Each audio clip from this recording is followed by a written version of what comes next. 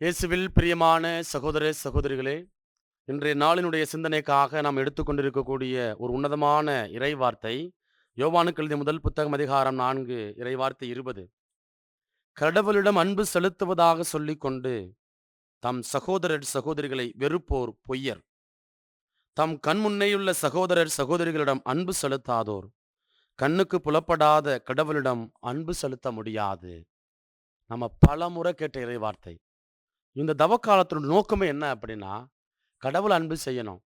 அந்த கடவுளை எப்படி அன்பு செய்ய முடியும் அப்படின்னா, இந்த படைப்புகளை அன்பு செய்ததன் வழியாக, அல்லது சக மனிதனை நம்ம கண்ணுக்கு முன்னாடி இருக்கக்கூடிய சக மனிதனை அன்பு செய்வதன் வழியாக.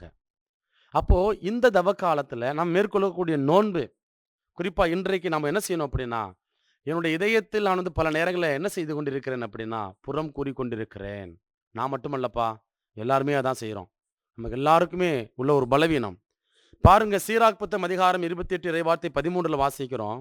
புறங்கூறுவோரையும் இரட்டை நாக்கு கொண்டோரையும் சபி, அமைதியில் வாழ்ந்த பலரை அவர்கள் அழித்து விட்டார்கள்.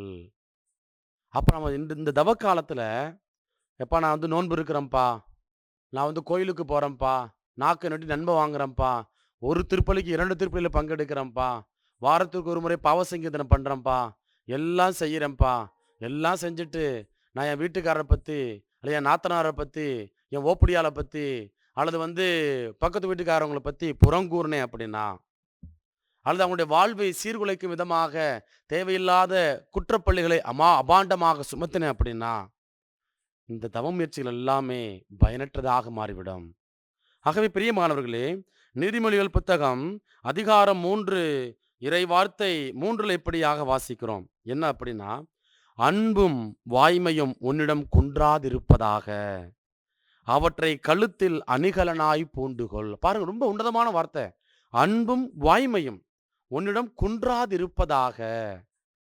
அப்போ நம்முடைய இதயத்துல, நம்முடைய மனசுல, வார்த்தையில் வரக்கூடிய வார்த்தையில அன்பு ஆள் பார்த்து செயல்படக்கூடாது.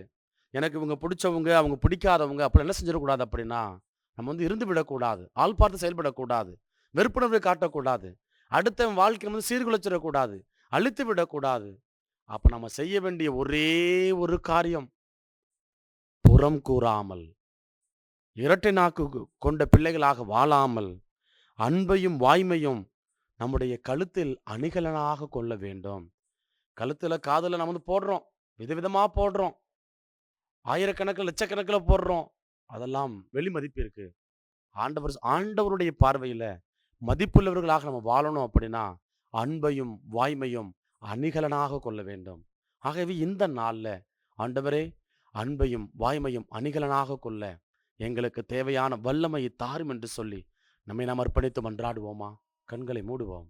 கரங்களை குவித்து நம்பிக்கையோடு நாம் ஜெபிப்போம். அன்பின் பரலோக பிதாவே, இந்த தவக்காலம் உம்மை நாங்கள் முழுமையாக அன்பு செய்வதற்காக கொடுக்கப்பட்டிருக்கக்கூடிய உன்னதமான காலம்.